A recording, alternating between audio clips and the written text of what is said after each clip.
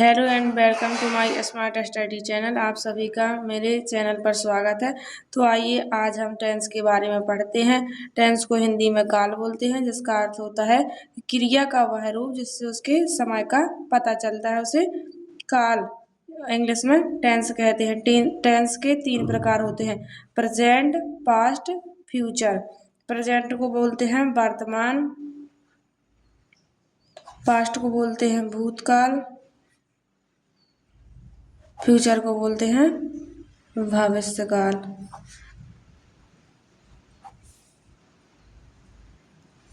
अब इन सब के 4 प्रकार होते हैं। तो आइए हम एक एक से सभी के प्रकारों के बारे में पढ़ते हैं। प्रेजेंट के 4 प्रकार होते हैं। सबसे पहला होता है प्रेजेंट इंडेफिनिट।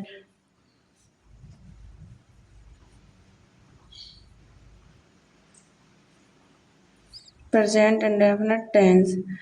दूसरा होता है present continuous tense.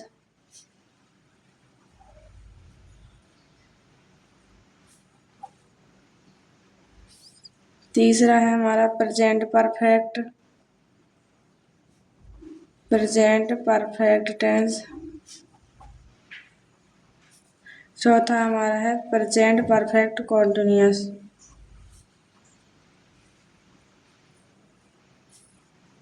Present perfect continuous tense. इसी प्रकार से पास्ट के भी 4 प्रकार होते हैं, उनके बारे में भी लिख लेते हैं, फिर एक एक से सभी को समझेंगे। प्रेजेंट के हो गए हैं हमारे, अब हमें पढ़ना है पास्ट के, पास्ट टेंस के बारे में। पास्ट के 4 प्रकार होते हैं, पास्ट इंडेफिनिट टेंस,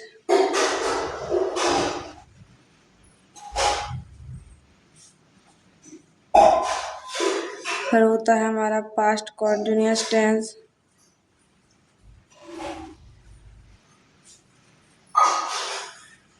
फिर पास्ट परफेक्ट टेंस, इसके बाद हमारा है पास्ट परफेक्ट कॉन्टिन्यूअस टेंस।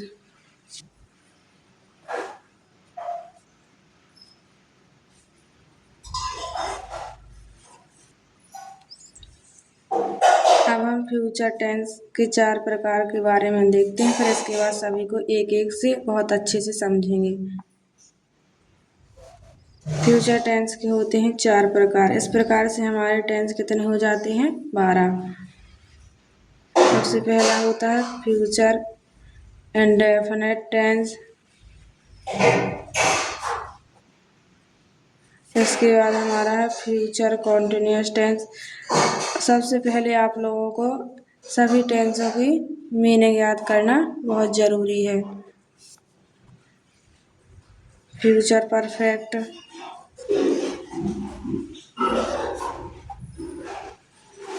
फिर इसके बाद होता है future perfect continuous.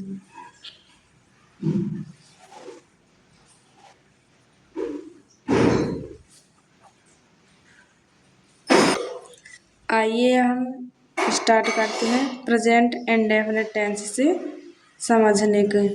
Present indefinite tense की मीनिंग आप लोग को याद कर लेना है। प्रेजेंट इंडेफिनिट टेंस, अब हम इसकी पहचान को देखते हैं। प्रेजेंट इंडेफिनिट टेंस की पहचान होती है जब वाक्य के अंत में ता है, ती है,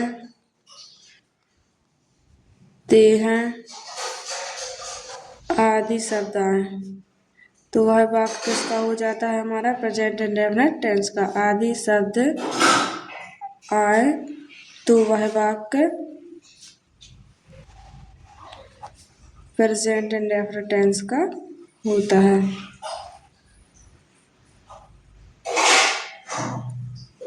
प्रेजेंट इंडेफिनिट टेंस का होता है।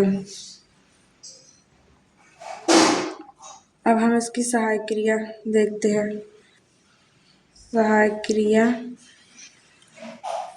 क्या होती है, डू डज होती है। अब हम इनके सिंपल, नेगेटिव, इंटेरोगेटिव के बारे में पढ़ रहे हैं। सिंपल को बोलते हैं साधारण, साधारण वाक्य।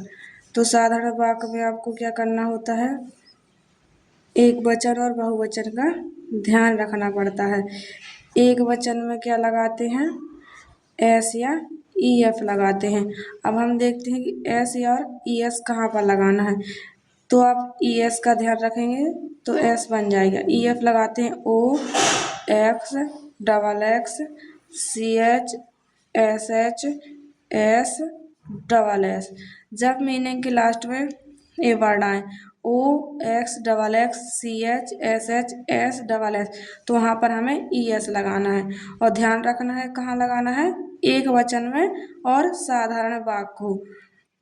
जब बहुवचन आए तो बहुवचन में एस और ई एस नहीं लगाते हैं, एस ई एस नहीं लगाते हैं। आइए मैं आप लोगों को एक वचन और बहुवचन के बारे में बता देती हूँ कि एक वचन कौन कौन होते हैं, बहुवचन कौन कौन होते हैं। तो सबसे पहले एक वचन के बारे में देखते हैं। एक वचन में कौन कौन आता है, दिस, ही सी, दैट, और हमारा आता है one name, any name, name, one आ जाए या एनी, दोनों का मीन्स एक ही होता है। अब हम बहुवचन में देखते हैं कि बहुवचन के अंतर्गत कौन कौन आता है।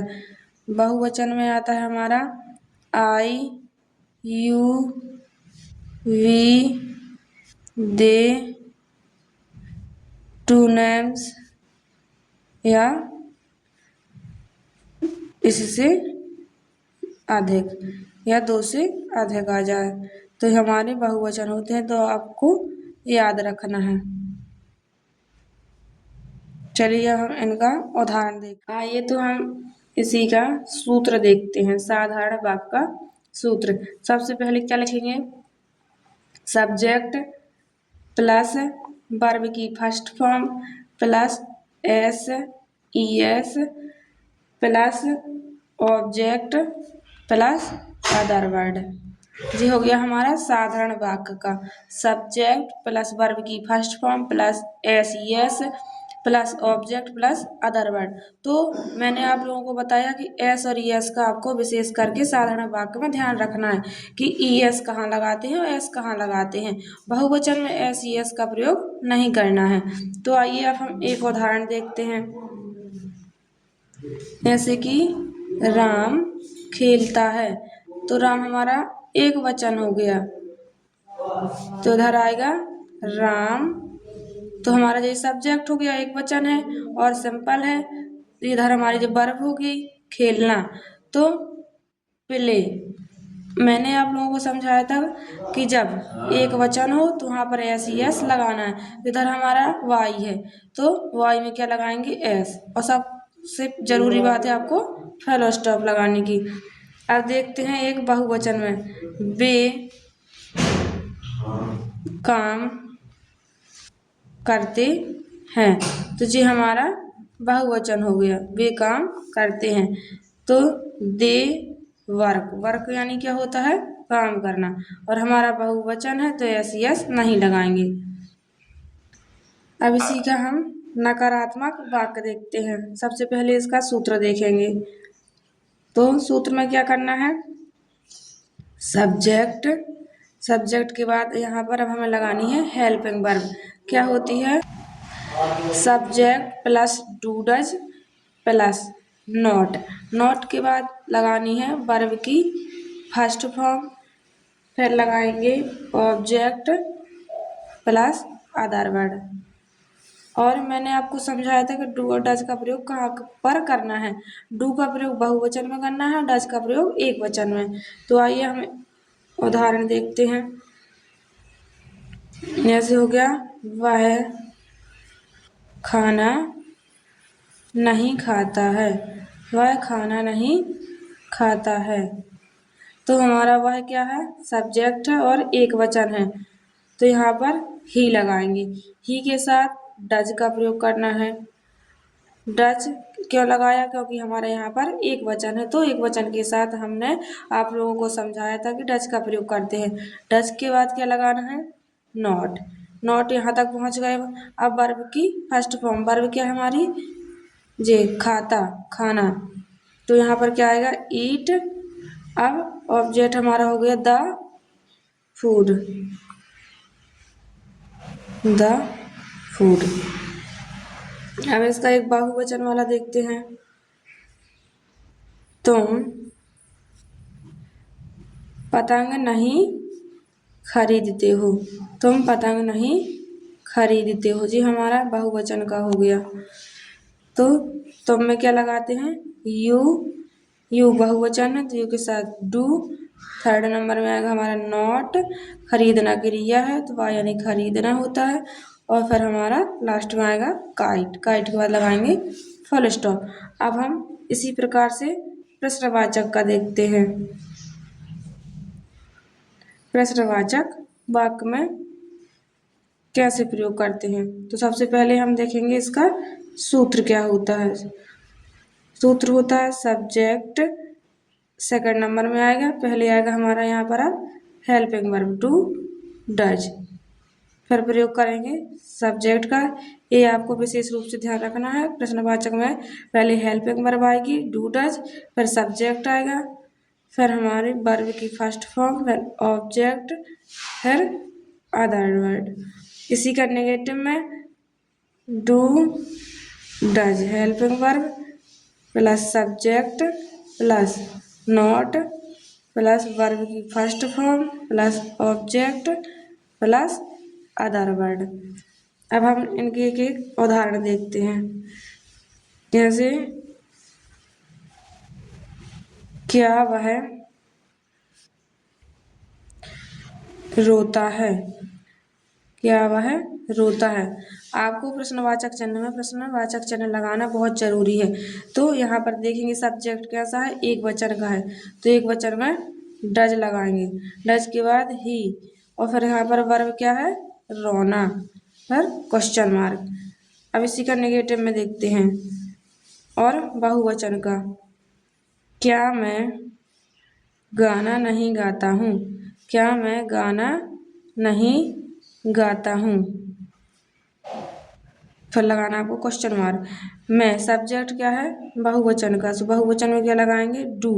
डू के बाद आई, फिर नॉट, फिर वर्ब की first form sing a song, फिर क्वेश्चन मार्क। इस प्रकार से हमारा प्रेजेंट टेंस का प्रेजेंट इंडेफिनिट कंप्लीट हुआ।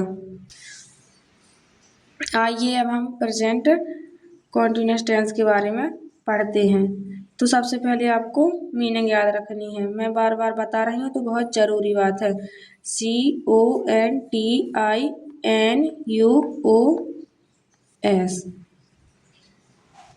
प्रेजेंट कॉन्टिन्यूस टेंस के बारे में पढ़ना है। तो सबसे पहले हम इसकी पहचान देखेंगे। इसकी पहचान होती है जब वाक्य के अंत में रहा है, रही है, रहे हैं, रही हूँ, रहा हूँ आए। क्या क्या आए? जब वाक्य के अंत में रहा है, रही है, रहे हैं, रही हूँ, रहा हूँ आए। और इसके अलावा भी अन्य शब्द आ सकते हैं। आदि शब्द आए तो वह वाक्य किसका होता है? वह वाक्य प्रेजेंट कॉन्टिन्यूस टेंस का होता है, प्रेजेंट कॉन्टिन्यूस टेंस का होता है।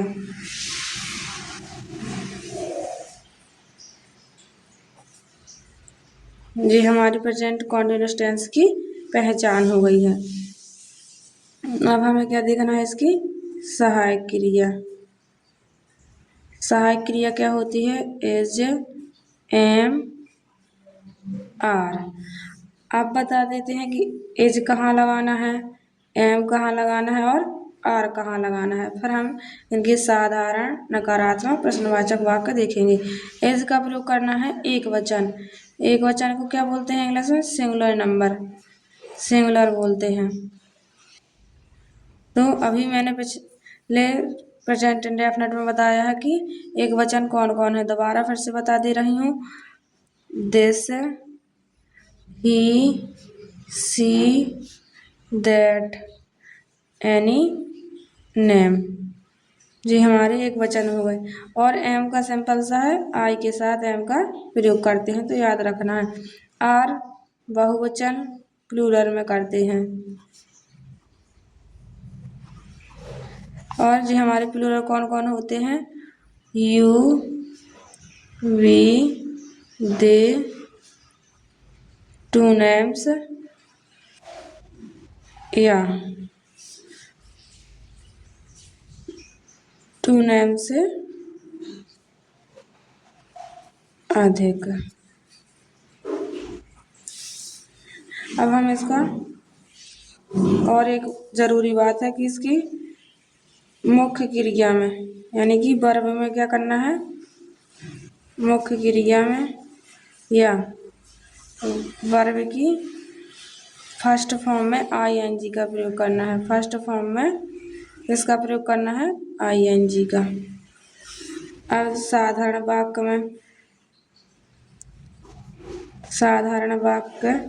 में क्या क्या करते हैं? तो सबसे पहले इसका सूत्र देखेंगे। सूत्र में क्या होता है?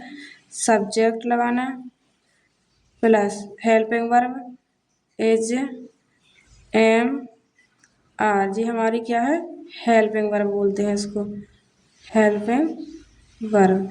हेल्पिंग वर्ब के बाद क्या करते हैं आप? वर्ब की फर्स्ट फॉर्म, और वर्ब की फर्स्ट फॉर्म में क्या लगाना है? आईएनजी। इसके बाद क्या आएगा हमारा? Object plus other word.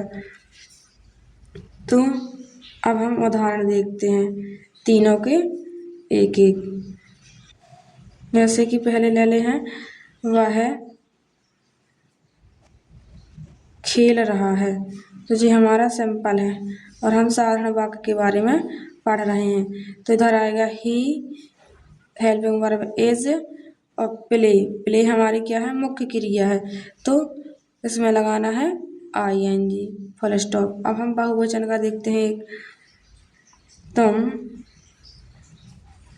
हंस रहे हो, तुम हंस रहे हो।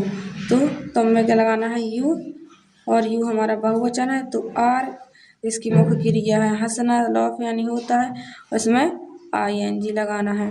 अब देखते हैं एम का प्रयोग। मैं लिख रहा हूँ, मैं लिख रहा हूँ। तो इसमें क्या लगाएंगे? आई। आई के साथ एम का प्रयोग करना है। राइट।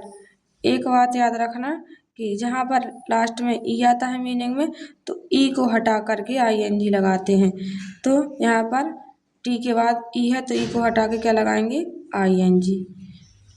वाक्य देखना है प्रेजेंट कॉन्टिन्यूअस का।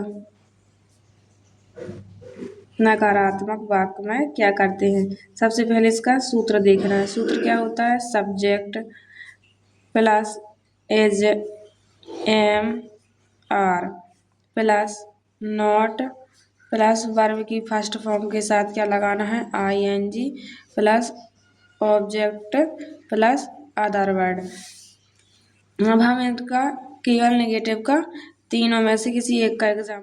राम और मोहन टीवी नहीं देख रहे हैं। अपन किसके बारे में पढ़ रहे हैं? नेगेटिव नकारात्मक वाक्य के बारे में।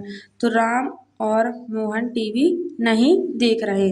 तो राम एंड मोहन हमारा क्या हो गया? सब्जेक्ट। सब्जेक्ट के बाद हमें लगाना है हेल्पिंग वर्ब। तो आप लोगों को समझाया था कि दो से ज्यादा नाम आते हैं तो बहुवचन में होता है। तो आर, आर के बाद क्या लगाएंगे? नॉट, नॉट के बाद वर्ब। वर्ब क्या है हमारी? देखना। तो सी, यहाँ पर जहाँ पर डबल ई आ जाता है तो वहाँ पर ई को नहीं हटाते हैं। जब सिंगल ई होता है तो ई को हटाकर आईएनजी लगाते हैं। अब हमारा लास्ट बचा है टीवी। अब हम प्रश्नवाचक वाक्य में देखते हैं। प्रश्नवाचक वाक्य में क्या होता है? प्रश्नवाचक वाक्य में पहले सूत्र देखेंगे, फिर उसका उदाहरण देखेंगे। सूत्र क्या होगा हमारा? अब हेल्पिंग वर्ब आगे आ जाएगी, इज, एम, आर, फिर सब्जेक्ट, फिर वर्ब की फर्स्ट फॉर्म के साथ क्या आएगी? ING, object plus other word. अब हम इसका उदाहरण देखते हैं। उदाहरण जैसे कि क्या वह गांव जा रहा है? क्या वह गांव जा रहा है? यहाँ पर लगाएंगे क्वेश्चन मार्क। वह हमारा सब्जेक्ट है जो एक वचन है, तो एक वचन के साथ किसका प्रयोग करते हैं? एज का। एज के बाद लगाएंगे ही, फिर वर्ब की फर्स्ट फॉर्म क्या है हमारी? जाना, तो गो। गो के साथ लगाएंगे आईएनजी, टू विलेज, तो हमारा क्या बन गया? फिर लगाना है question mark, is he going to village. अब हमें किसके बारे में पढ़ना है? प्रेजेंट परफेक्ट के बारे में। Present perfect tense. Present perfect tense की पहचान क्या होती है? जब वाक्य के अंत में, जब वाक्य के अंत में क्या आए? चुका है, चुकी है, चुके हैं, या है, ई है, ए है आदि शब्द आते हैं, तो वह वाक्य किसका होता है? आदि शब्द आते हैं तो वह वाक्य प्रेजेंट परफेक्ट टेंस का होता है। किसका होता है? प्रेजेंट परफेक्ट टेंस का होता है। इसकी सहायक क्रिया क्या होती है? इसकी सहायक क्रिया हैज हैव होती है। क्या होती है? हैज और हैव।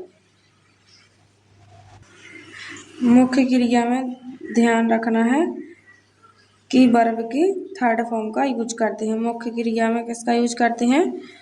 वर्ब की थर्ड फॉर्म का। तो आप लोगों को वर्ब की थर्ड फॉर्म याद रखनी जरूरी है।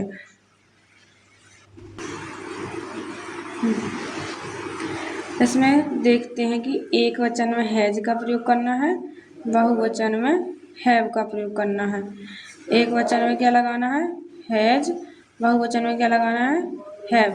तो आइए इसका हम सिंपल वाक्य देखते हैं, साधारण वाक्य। साधारण वाक्य में क्या करना है?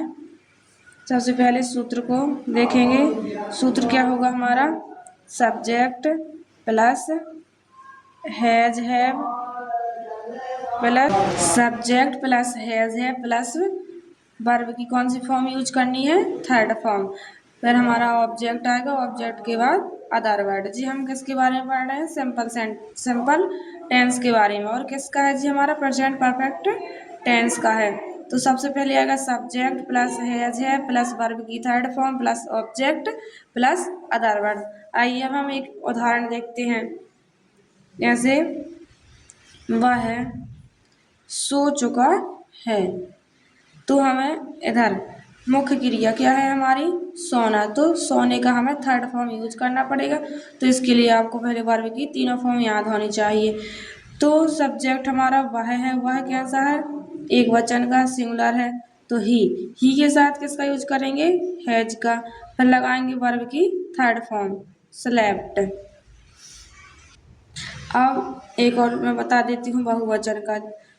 मैं क्रिकेट खेल चुका हूँ।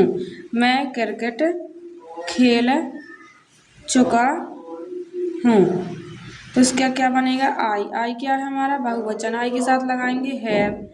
फिर इधर मुख्य क्रिया क्या है? खेलना, तो खेलने का थर्ड फॉर्म लगाना है, तो play first form, played third form होती है। फिर लगाएंगे क्रिकेट, CRICKET। अब हम नेगेटिव नकारात्मक वाक्य के बारे में देखते हैं।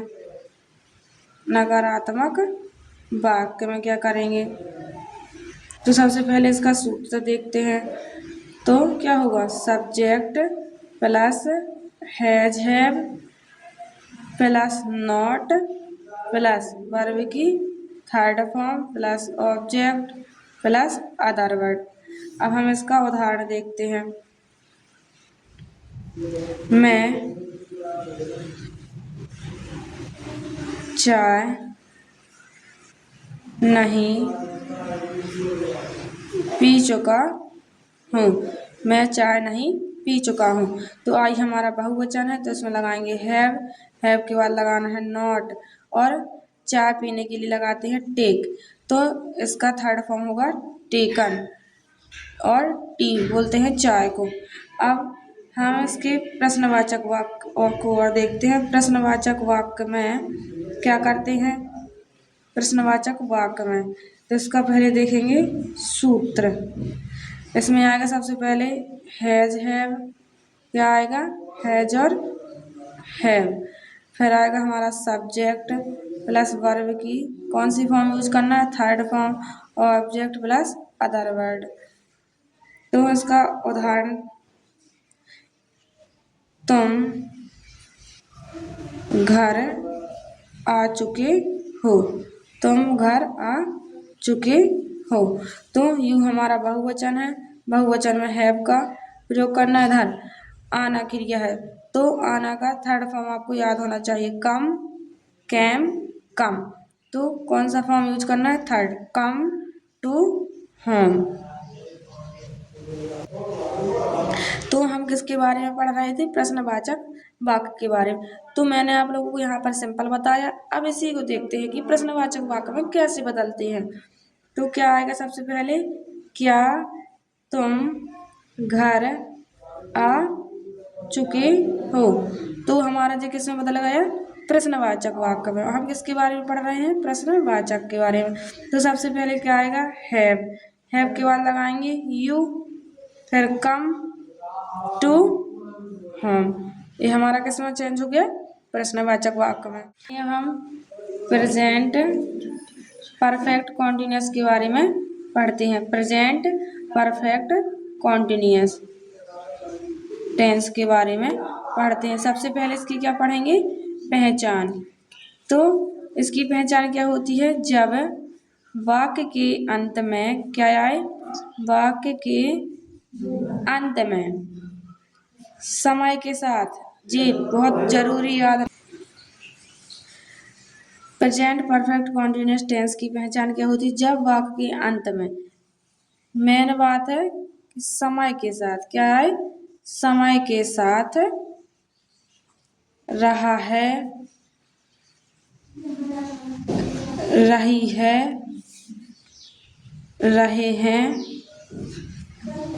रहा हूँ, रही हूँ आदि शब्द आते हैं तो वह वाक्य किसका होता है? प्रेजेंट परफेक्ट कॉन्टिन्यूअस का। आदि शब्द आते हैं तो वह वाक्य प्रेजेंट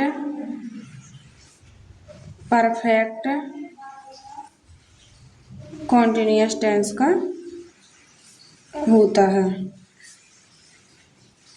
टेंस का होता है। तो इसका और इसकी सहायक क्रिया क्या होती है? सहायक क्रिया क्या है? Has been, have been. सहायक क्रिया क्या होती है? हैज बीन और हैव बीन। और मुख्य क्रिया में क्या करना है? वर्ब की फर्स्ट फॉर्म के साथ आईएनजी लगानी है। मुख्य क्रिया में वर्ब की फर्स्ट फॉर्म के साथ क्या लगानी है? आईएनजी लगानी है। और आपको याद रखना है कि इसमें सिंस और फॉर का भी यूज करते हैं। तो निश्चित समय के लिए किसका प्रयोग करते हैं? निश्चित समय के लिए सेंस का प्रयोग करते हैं। किसका प्रयोग करते हैं? सेंस का प्रयोग करते हैं। अब हम देखते हैं कि सेंस कहाँ कहाँ लगाते हैं। जैसे कि हमने बताया है कि निश्चित समय के लिए, जैसे कोई दिन हो गया उसका नाम खोल के दिया हो। जैसे कोई मंथ है तो लिखा हो जनवरी ईयर में दिया हो, ऐसे परफेक्ट टाइम हो, निश्चित हो, तो उसमें सिंस का प्रयोग करते हैं। अब इसी प्रकार से फॉर जो होता है अनिश्चित समय के लिए, किसके लिए प्रयोग किया जाता है? अनिश्चित समय के लिए फॉर का यूज करते हैं। तो फॉर को देखते हैं कहाँ कहाँ लगाना है। जैसे कि हमारा कि ओनली डे दिया हो, मंथ लिखा हो, पर परफेक्ट ना दिया हो, ईयर बस लिखा हो और उसका सन ना डाला हो। जैसे यहाँ पर 2011 डाला था तो जी हमारा निश्चित हो गया। तो अनिश्चित में फॉर का प्रयोग कॉन्टिन्यूअस टेंस का साधारण वाक्य। तो इसमें क्या करते हैं, सबसे पहले इसका सूत्र देखेंगे। Subject plus has been, have been plus क्या लगाना है, वर्ब की फर्स्ट फॉर्म के साथ ING plus object plus since for, since for के बाद क्या आएगा हमारा टाइम, टाइम के बाद अदर वर्ड। तो अब हम इसका उदाहरण देखते हैं। वह जनवरी से, वह जनवरी से पढ़ रहा है, वह जनवरी से पढ़ रहा है। इधर मंथ का नेम दिया है तो इधर जी हमारा सेंस का हो गया निश्चित है। ही के साथ लगाएंगे हैज बीन, फिर वर्ब की फर्स्ट फॉर्म क्या है, रीड, रीड के साथ क्या लगाएंगे, आईएनजी, फिर हमारा क्या आएगा सेंस, सेंस के बाद आएगा जनवरी।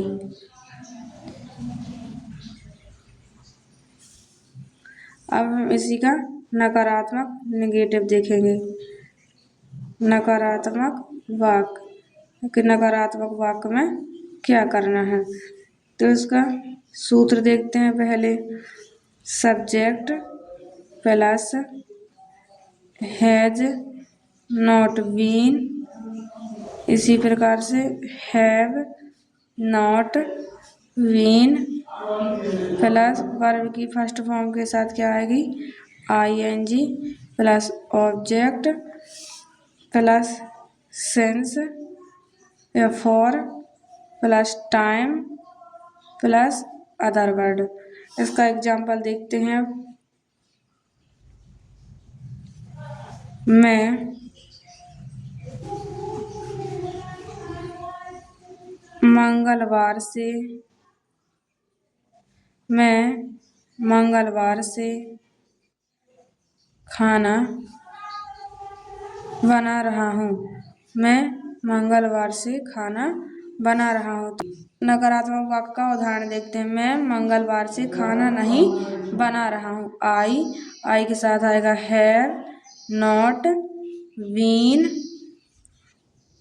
कुकिंग, कुक हमारी वर्ब की फॉर्म है तो उसमें लगाना है आईएनजी, कुकिंग सिंस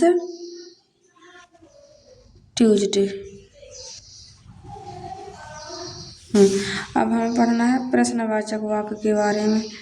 प्रश्नवाचक वाक्य के बारे में तो इसका सूत्र देखते हैं। सबसे पहले क्या करना है, सबसे पहले आएगा has been, have been plus subject plus verb की फर्स्ट फॉर्म के साथ ING plus object plus since for plus time plus other word. इसका एक उदाहरण देखते हैं। क्या वह 2 घंटे से घूम रहा है, क्या वह 2 घंटे से घूम रहा है, तो उसमें आएगा हमारा पहले हैज, फिर आएगा सब्जेक्ट, फिर आएगा बीन, फिर वर्ब की first form walking for 2 our.